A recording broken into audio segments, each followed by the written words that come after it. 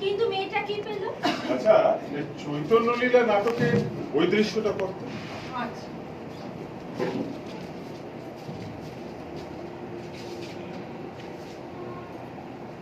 কৃষ্ণ বলে কাদুমা জননী, কেঁদো না নিমাই বলে। কৃষ্ণ বলে কাঁদিলে সকলই পাবে, কাঁদিলে নিমাই বলে নিমাই হারাবে, কৃষ্ণ নাহি পাবে। কেঁদো না মা, ব্যথা করো দূর, যেন মাতা কৃষ্ণ মাত্র সার, এবার কার। কতবার পুত্রহারা হয়েছ জননী, বারবার যতই কাঁদিবে মহিমাতা ততই মজিবে, ততই বাড়িবে রোদন। কাঁদো কৃষ্ণ বলে আর না কাঁদিতে হবে।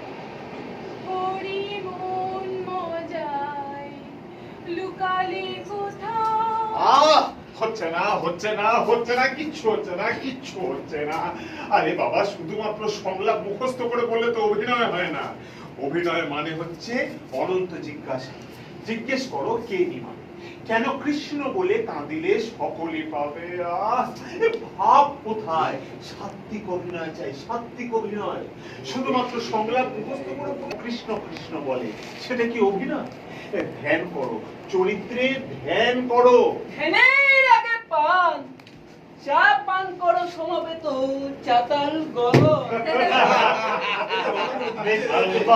দারুণ বলেছে। মদ খেয়ে হয় মাতাল, আর চা খেয়ে হয় চাতাল।